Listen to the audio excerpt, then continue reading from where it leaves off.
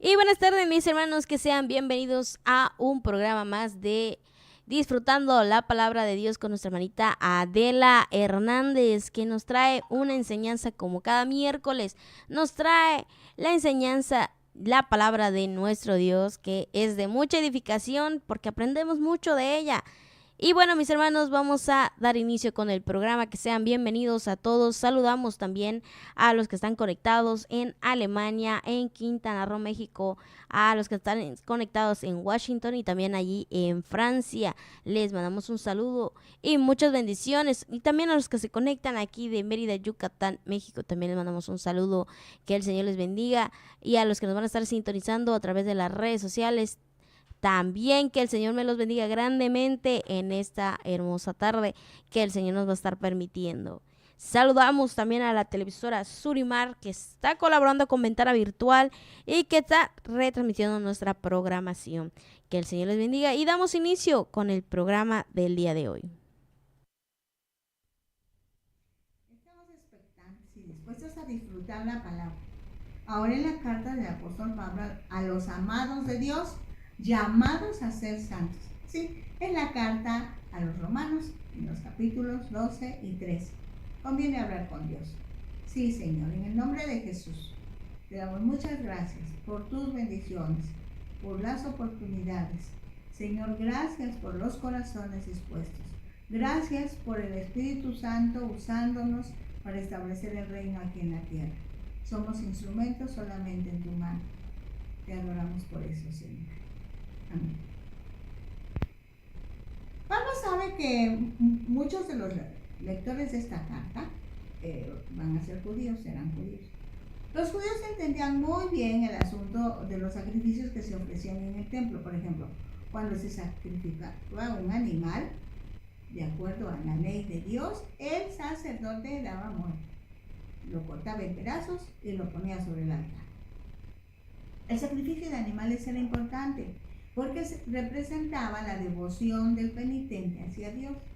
Pero aún en el Antiguo Testamento se dice que obedecer es mejor que ofrecer sacrificios.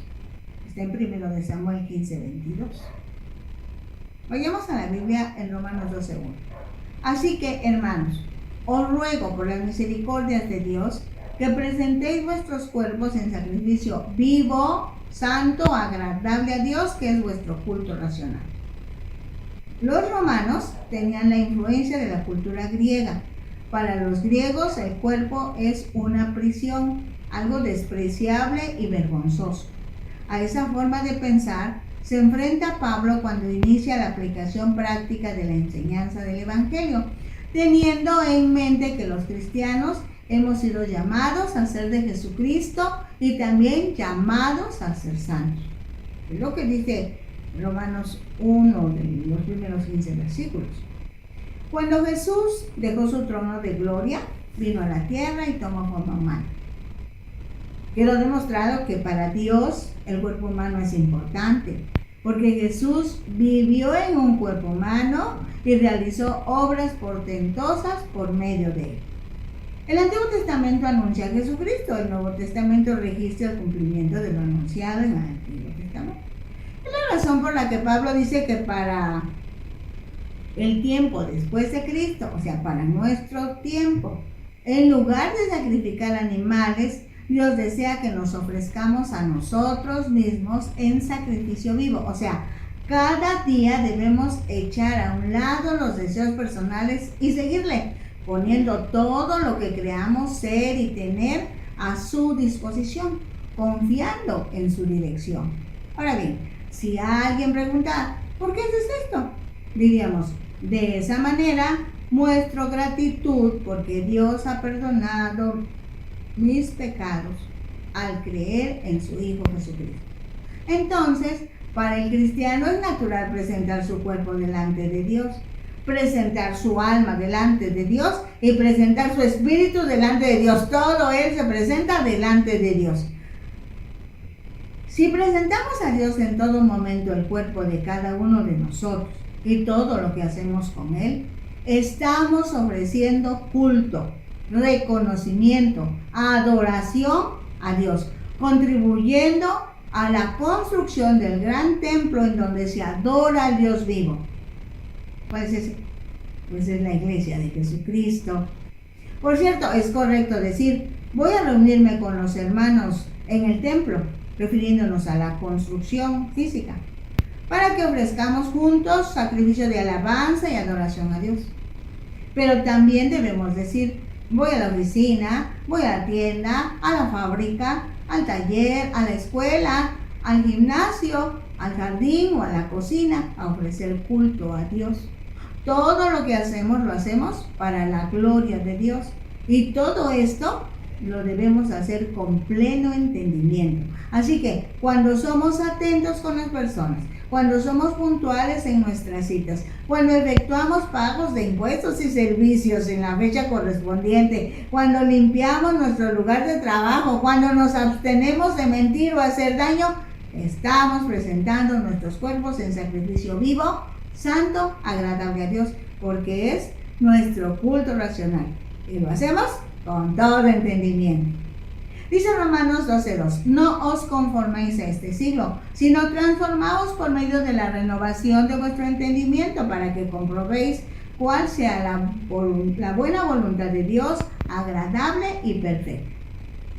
Conformar, del griego, quiere decir dar la misma figura o apariencia que.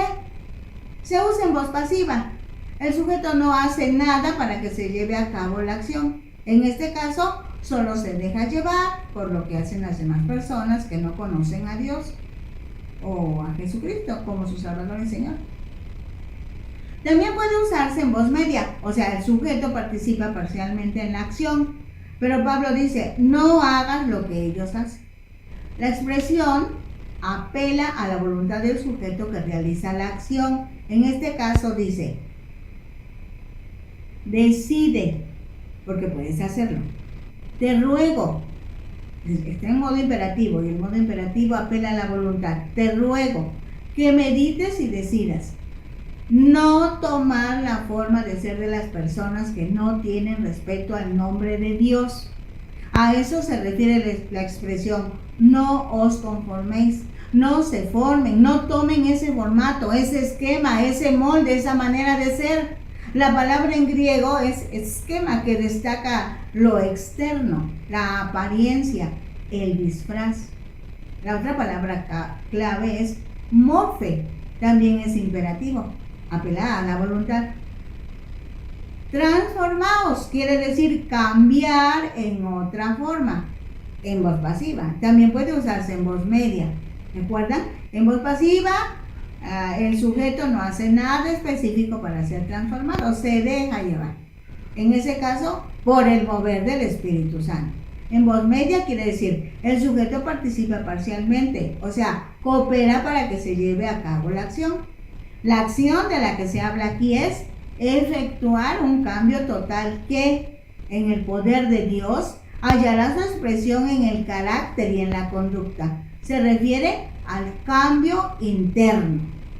Este pasaje contrasta el conformarse exteriormente a las cosas de este mundo en comparación con ser transformado internamente por la renovación de los pensamientos mediante el poder del Espíritu Santo. No te conformes, quiere decir, no adoptes las formas del mundo, no hagas lo que el mundo hace. Tú, ayudado por el Espíritu Santo, puedes adquirir una nueva manera de pensar y por ello una nueva manera de vivir. Otra forma de expresarlo es, no traten de estar siempre de acuerdo con las modas de este mundo, pues para dar culto y servicio a Dios es necesario experimentar un cambio, no de aspecto, sino de personalidad. El cristiano es una persona que ha cambiado en su esencia. Ahora vive una vida cristocéntrica. Cristo es lo más importante en su vida, no egocéntrica. Cuando es egocéntrica, el yo, la persona en sí misma, es muy importante. Esta nueva personalidad es el resultado de permitir la renovación de la manera de pensar, o sea, una nueva manera de pensar. Cuando Cristo entra, por si podemos entenderlo así, entra en la vida de un hombre, este es un nuevo hombre. tiene una mentalidad diferente porque tiene la mente de Cristo. Cuando Cristo es el centro de nuestra vida, es cuando podemos presentarle a Dios el verdadero culto, en el que ofrecemos a Dios cada momento y cada acción. Esto es posible cuando le permitimos al Espíritu Santo que renueve, reeduque y reoriente la mente, la manera de pensar, que comprobemos la transformación que podemos disfrutar estando en Cristo Jesús, llevando su yugo para aprender la mansedumbre y la humildad. Eso nos dará descanso, vida y paz. Vayamos de los versículos 3 al 8. Dice el versículo 3: digo pues, por la gracia que me es dada, a cada cual que está entre vosotros, que no tenga más alto concepto de sí que el que debe tener, sino que piense de sí con cordura, conforme a la medida de fe que Dios repartió a cada uno. Hoy a esto le llamamos autoestima. Asignamos el valor que tenemos. Saber de nuestra nueva identidad en Cristo nos da valor. Si estamos en Cristo Jesús, somos valiosos y capaces de un servicio digno. Ese servicio es a Dios y en consecuencia a los hombres, a los otros seres humanos. Porque no podemos decir que amamos a Dios, a quien no hemos visto, si no amamos a nuestros hermanos, a quienes sí vemos. Cuando lo entendemos y lo llevamos a cabo, es valiosa la participación de los miembros de la iglesia, no solo en la iglesia, sino también en la sociedad que nos rodea. Aunque debemos tener cuidado, porque cuando nos vamos por un rumbo equivocado, pensamos que podemos usar esos regalos en beneficio personal y muchas veces los usamos incluso para atacar a los que sí están obedeciendo a Dios, como el caso de los fariseos en tiempos de Jesús, cuyo origen fue para proteger al pueblo de Dios, a los judíos, pero después mezclaron sus propias opiniones y formas personales de controlar al pueblo y que de alguna manera cooperaron para que Jesús fuera crucificado. Según las normas de Dios, separados de Él, no somos competentes. Cuando uno se evalúa según las normas humanas, en donde los logros y el éxito pueden dar demasiada importancia al valor que se tiene ante los ojos de los demás, muy probablemente se pierda su verdadero valor ante los ojos de Dios. Dice el versículo 4: porque de la manera que en un cuerpo tenemos muchos miembros, pero no todos los miembros tienen la misma función. Así nosotros, siendo muchos, somos un cuerpo en Cristo y todos miembros los unos de los otros. Pablo utiliza de referencia el cuerpo humano para enseñar cómo los cristianos deben vivir y trabajar juntos. En el cuerpo humano, la coordinación y dirección de las diferentes partes está a cargo del cerebro. Tomándolo como ejemplo, Pablo dice que los cristianos deben hacerlo bajo la autoridad y mandato de Jesucristo. Esta misma analogía la utiliza en otras cartas, por ejemplo en 1 de Corintios capítulo 12, en Efesios capítulo 4. Ahí asegura que todos formamos el cuerpo de Cristo y cada uno como miembro debe servir a los demás según la actividad asignada por la cabeza, por Cristo. En la iglesia de Cristo cada miembro tiene una tarea y es solo cuando todos cumplen con su función como es debido, el cuerpo de la iglesia funciona como Dios manda. Dice el versículo 6, de manera que, teniendo diferentes dones, según la gracia que nos es dada, si el de profecía, úsese conforme a la medida de la fe. Dios nos ha dado dones, regalos, carismata del griego. Uno de los usos de esta palabra es con relación al don que se confiere a un hombre cuando es ordenado para el ministerio o servicio a favor de la iglesia. El don de Dios debe ser aplicado al servicio de la iglesia.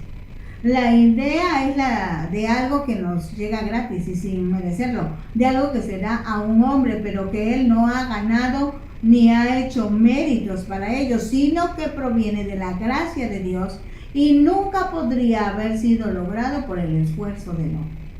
La gracia es el efecto de la gracia, el estado espiritual de aquellos que han experimentado su ejercicio en los efectos prácticos, en los actos de gracia como el poder y provisión para el ministerio. también se traduce como bondad inmerecida.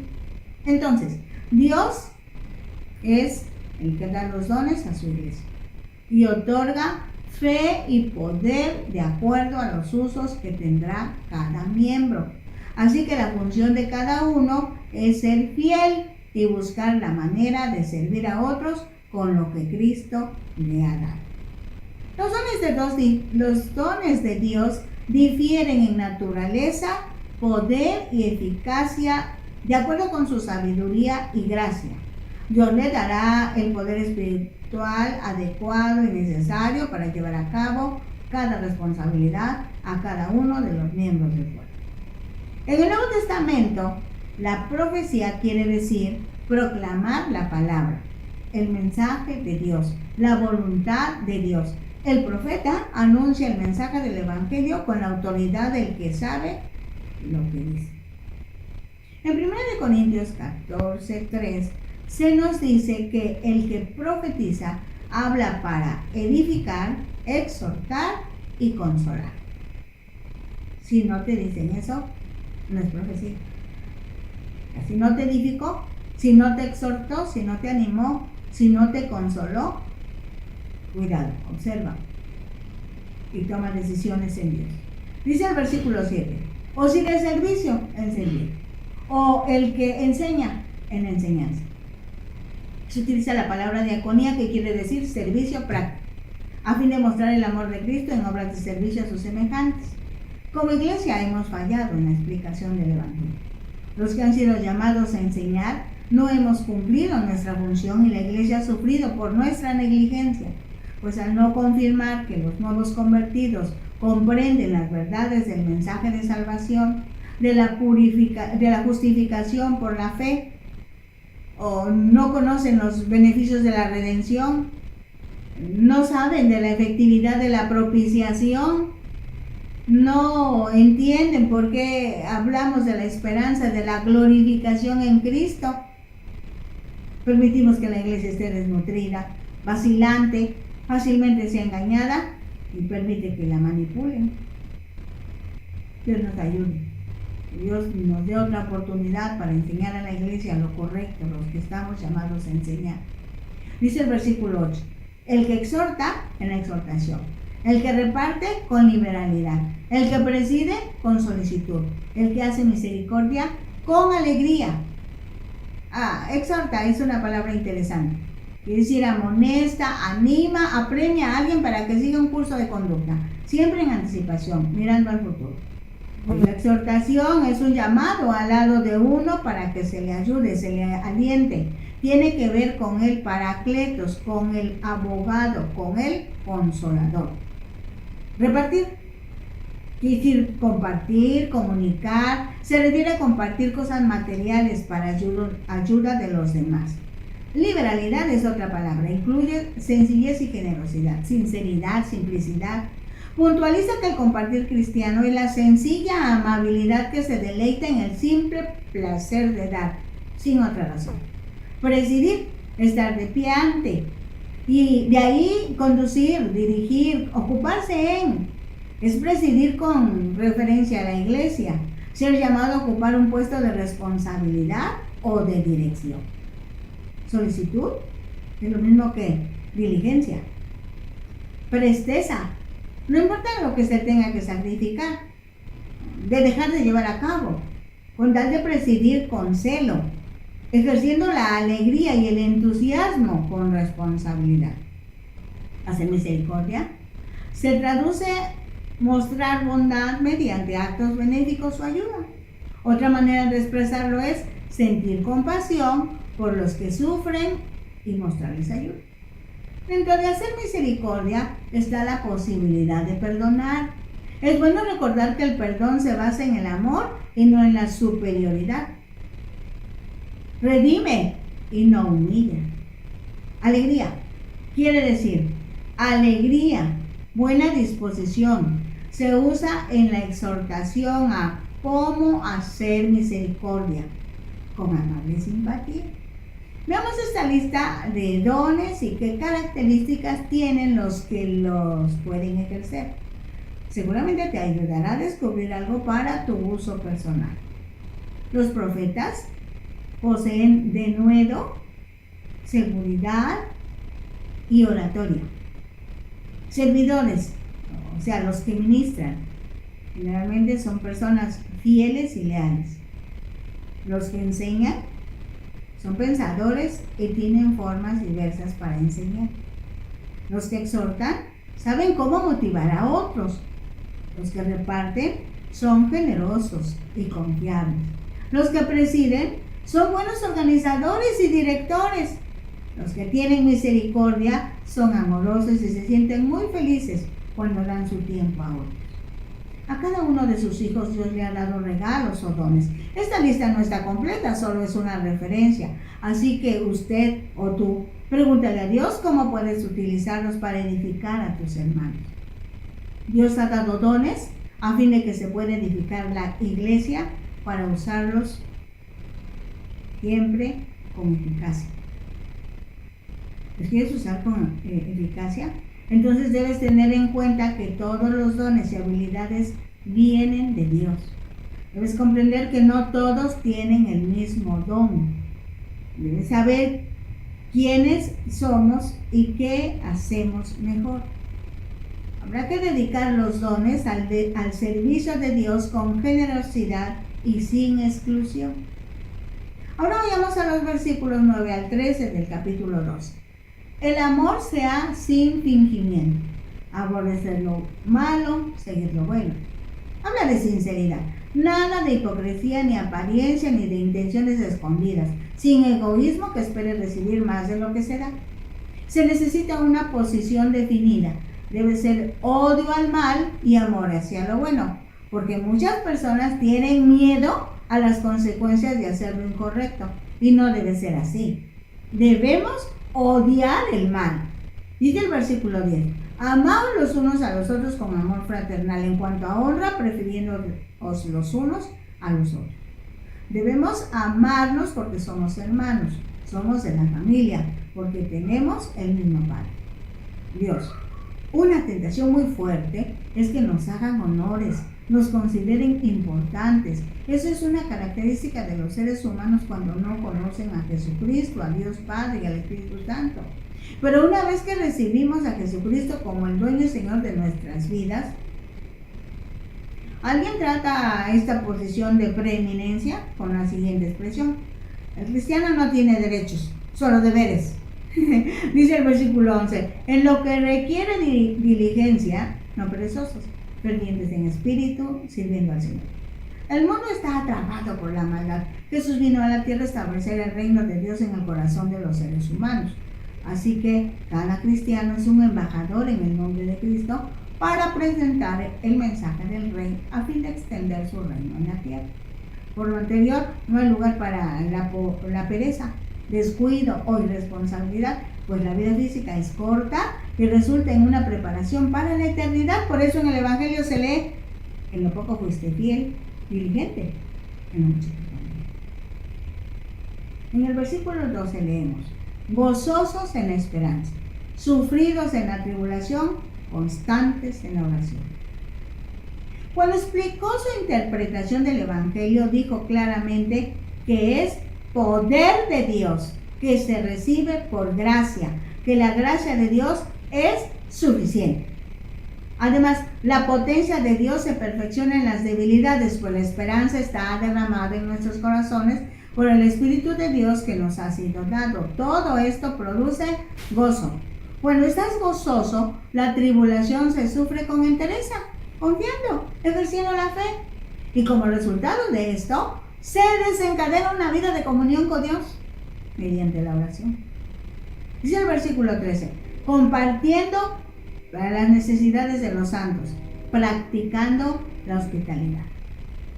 La lógica humana es contraria a la lógica bíblica. Jesús lo dijo primero: más bienaventurado es dar que recibir. Alguien después expresó: perdemos lo que retenemos y tenemos lo que damos. Ciertamente debemos empezar por nuestros hermanos, por los santos de Dios, la iglesia de Jesucristo, de todo a todo, hasta recibirlos en casa para darles hospedaje. En otro pasaje dice: sin murmuraciones o contienda. con los versículos 14 al 21. Bendecid a los que os persiguen, bendecid y no maldigáis. Tenemos el ejemplo de Jesús, oró por sus transgresores. Enseguida el de Esteban también oró a favor de los que lo apedrearon. En todos los tiempos, los mártires del cristianismo han conmovido la sensibilidad de los hombres sin Dios y los han llevado a entregar su corazón a Jesucristo. El versículo 15 dice: gozaos con los que se gozan, llorad con los que lloran. Para gozarse con los que se gozan, necesitamos haber muerto al yo, necesitamos ser cristocéntricos totalmente, pues es más fácil llorar con los que lloran que alegrarse con los que están alegres. Dice el versículo 16: unánimes entre vosotros, no altivos, sino asociándoos con los humildes. No seáis sabios en vuestra propia opinión. Todos somos diferentes.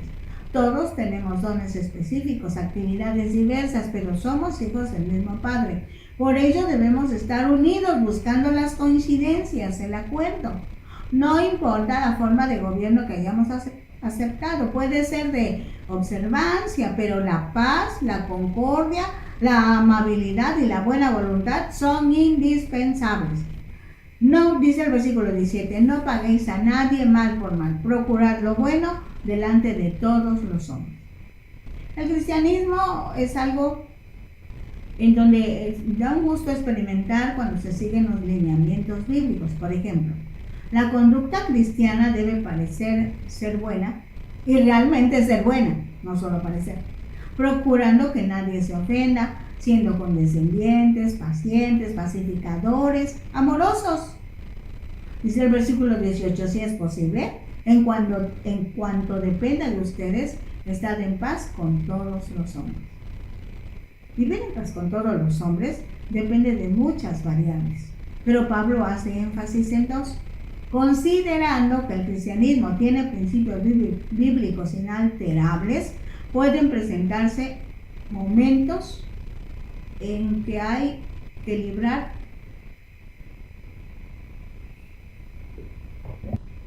y el cristiano no debe evadirlas.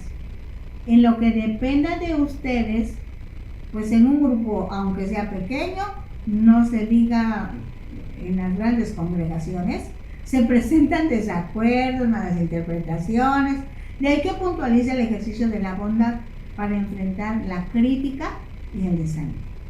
Dice el versículo 19, no os venguéis vosotros mismos, amados míos, sino dejad lugar a la ira de Dios, porque está escrito, mía es la venganza, yo pagaré, dice el Señor. Así que si tu enemigo tuviere hambre, dale de comer, si tuviere sed, dale de beber. Pues haciendo esto, ascuas de fuego amontonas sobre su cabeza. En tu corazón está derramado el amor de Dios. Así que alguien es tu enemigo. Tú no te consideras su enemigo. Bien, ese tu enemigo tiene hambre o sed, necesidades primarias para el ser humano. La recomendación de Pablo es satisface esas sus necesidades primarias. Y lo que vas a provocar es que se sienta avergonzado de su proceder y en un momento determinado el Espíritu Santo actuará para convencerlo de su mal proceder, de su mala conducta, pudiendo venir a Jesús arrepentido y suplicando misericordia.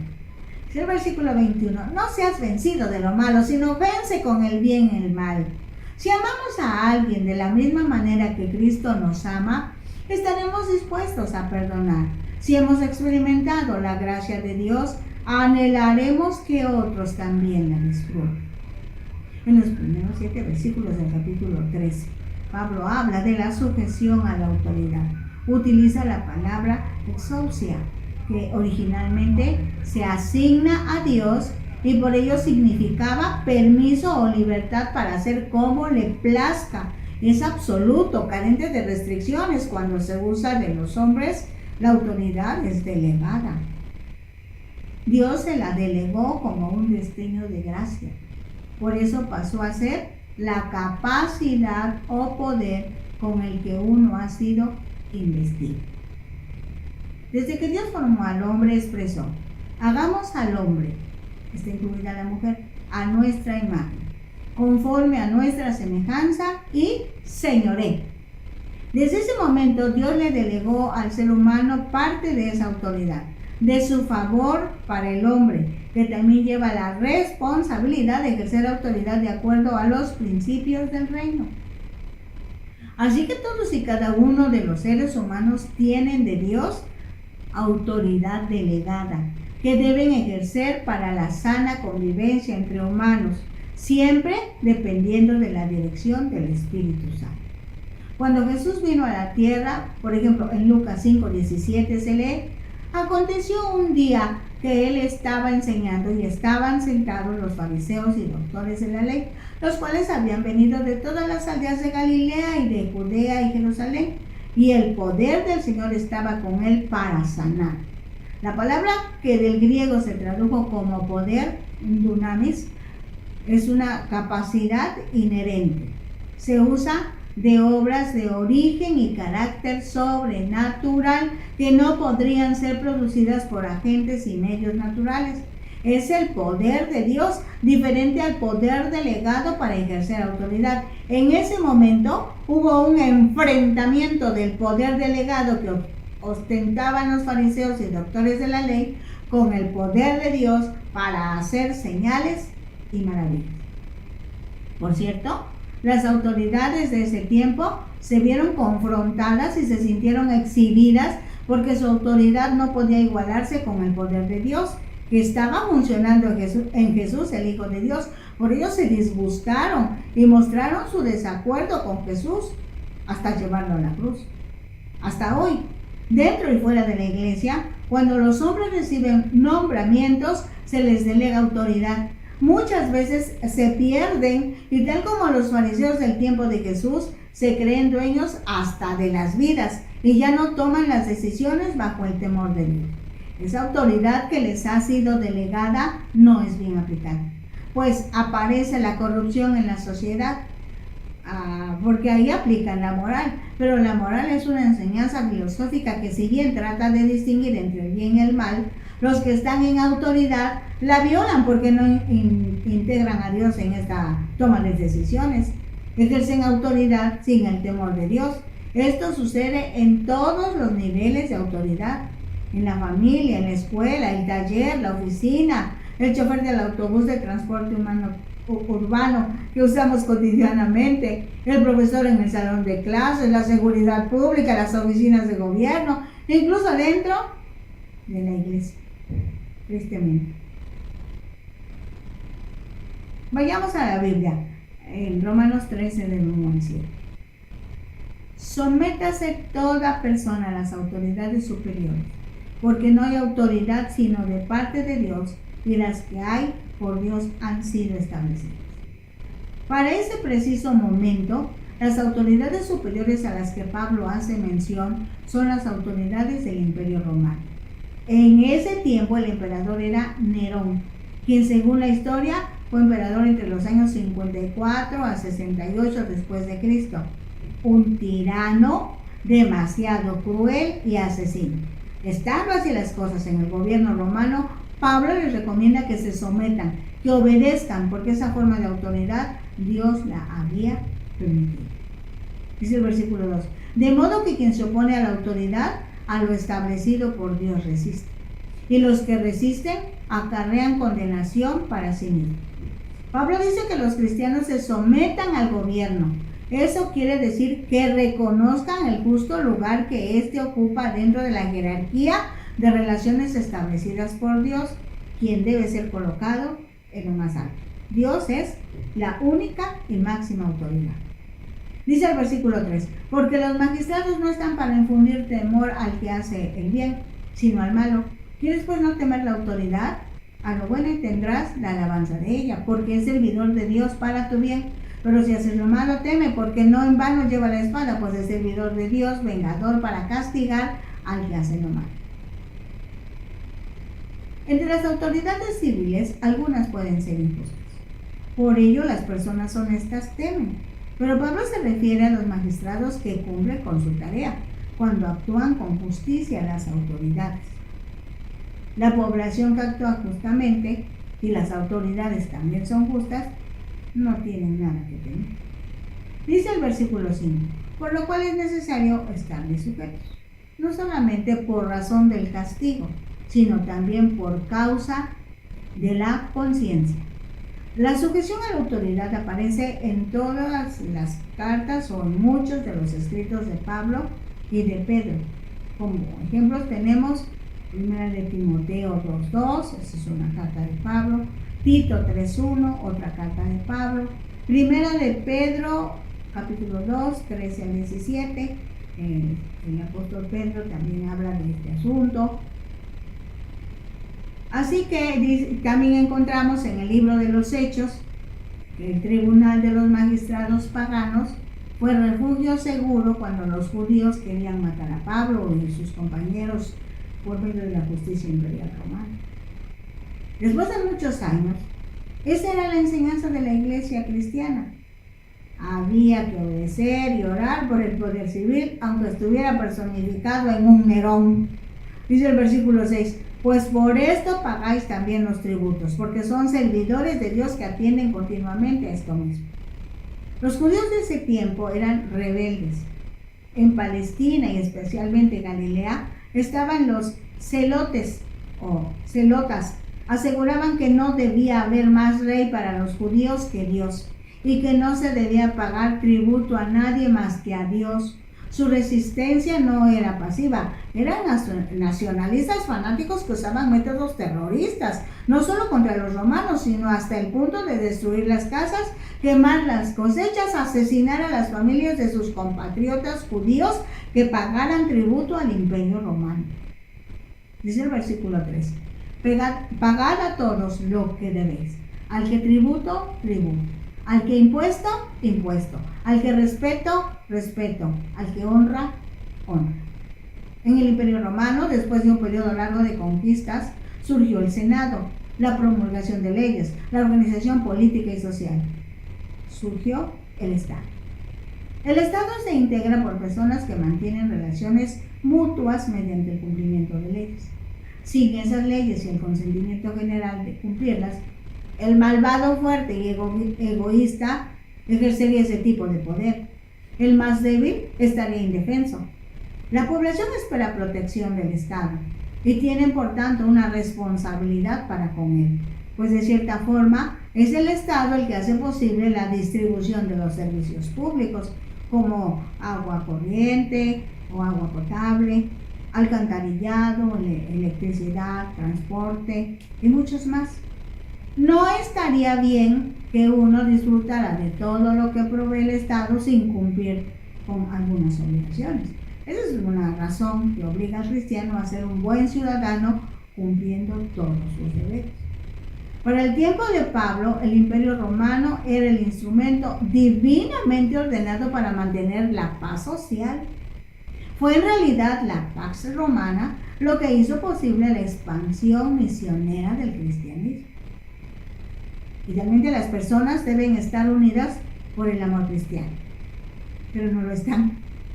Y por decirlo así, el cemento que las mantiene unidas es el Estado.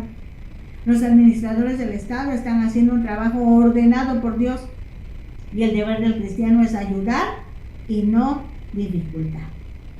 Veamos algunas palabras. Tributo es traer el pago de la nación que está sometida a su conquistador.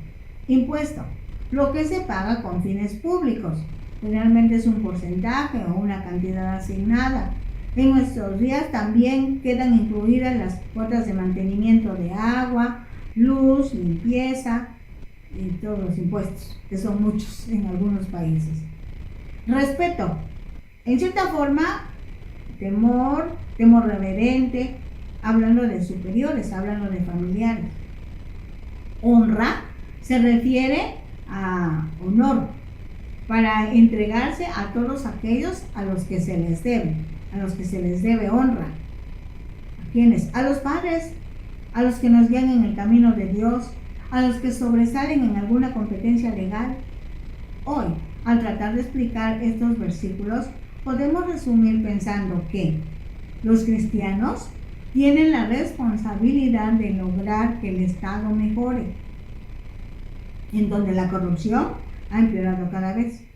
Por ello, proponen la participación de la Iglesia en la política, eligiendo cristianos u otros líderes con principios bíblicos en su actuar cotidiano, para impactar en la manera de comportarse de los no cristianos. Según esta apreciación, la Iglesia y el Estado han de trabajar juntos para el bien de todos.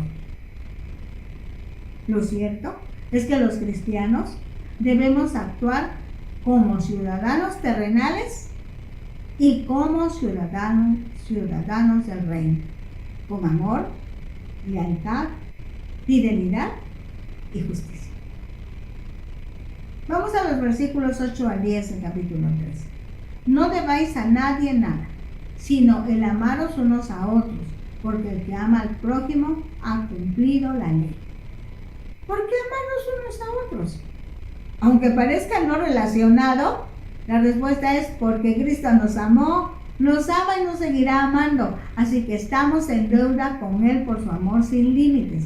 La única forma en que podemos empezar a pagar la deuda es amando a otros, y el efecto es múltiple. De alguna manera correspondemos al amor de Dios para nosotros.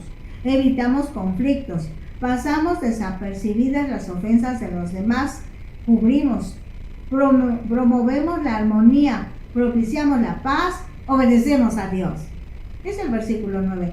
Porque no adulterarás, no matarás, no hurtarás, no dirás falso testimonio, no codiciarás, y cualquier otro mandamiento en esta sentencia se resume: amarás a tu prójimo como a ti mismo. Pablo sabe bien que las actitudes son tan importantes porque desencadenan acciones. Por ejemplo, la lascivia es una actitud. Esta lleva al adulterio, que es una acción. El odio es una actitud. Desencadena el asesinato. Ya el asesinato es una acción. El deseo desmedido es una actitud, pero provoca hurto. Ya el hurto es la acción, y así sucesivamente.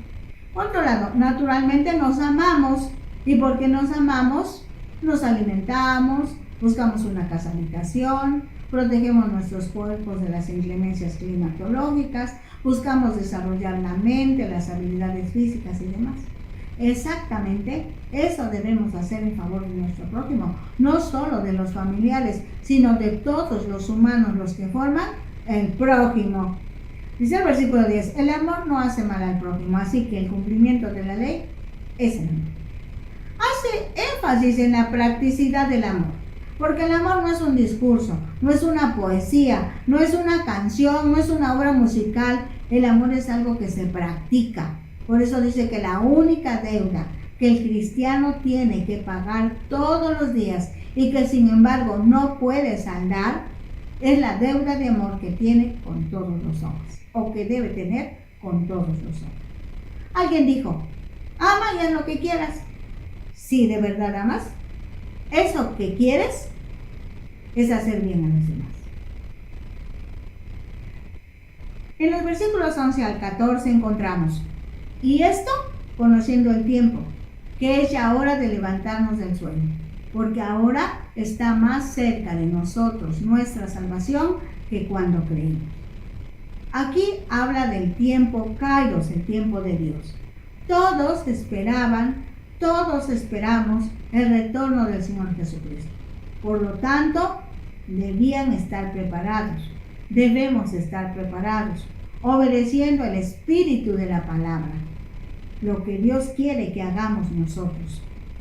Toda vez que el Señor no ha venido por su iglesia, también debemos estar preparándonos y preparados. Dice el versículo 12, la noche está avanzada y se acerca el día. Desechemos pues las obras de las tinieblas y vistámonos las armas de la luz. La noche se refiere al tiempo de maldad. Cada vez hay más maldad. Cuando dice día, está hablando del retorno de Cristo resucitado. Si esperamos el regreso de Cristo resucitado, debemos deshacernos del pecado, de la maldad, y por el contrario, debemos vivir en amor, en santidad, alertados para que el día que Jesús venga por su iglesia, estemos preparados para ir con él en las nubes. Andemos como de día, honestamente, no en glotonerías y borracheras, lujurias, lascivias, glotonerías, borracheras y cuando desenfreno sexual se presente. Ahora bien, dice que en lugar de todo eso, nosotros lo que tenemos que hacer es vestirnos del Señor Jesucristo y no proveamos para los deseos de la carne. ¿Qué es vestirse? El Espíritu Santo nos convence de pecado. Nosotros creemos y arrepentidos venimos ante el Señor Jesús, ahora que vive, Cristo vive. Confesamos pecados, le invitamos a nuestro corazón. Jesucristo nos da potestad de ser llamados hijos de Dios, por creer en Jesucristo, su sacrificio, muerte y resurrección. Enseguida el Espíritu Santo nos sella, espiritualmente hablando. Ahora somos propiedad de Dios. Si permitimos que el Espíritu Santo nos apoye, sigue el proceso de santificación a través del estudio de la palabra, la oración, el ayuno, la reunión con los que integran la Iglesia de Jesucristo. En ese crecer, solicitamos que nos administren el bautismo en agua, como señal de que ahora somos hijos de Dios por la fe en Jesucristo, y también para firmar nuestro compromiso con Jesucristo en primer lugar, con el cuerpo de Cristo también, para desempeñar la función asignada por el Espíritu Santo. El Espíritu Santo nos equipa, nos bautiza, nos llena cada día, con el propósito de expandir el reino de Dios en la tierra. Este proceso nos ocupará el resto de los días que Dios nos permite estar aquí en la tierra, e iremos creciendo en la fe, de victoria en victoria, de gloria en gloria, resplandeciendo con la ayuda del Espíritu Santo. Nos vemos la próxima semana. Bendiciones.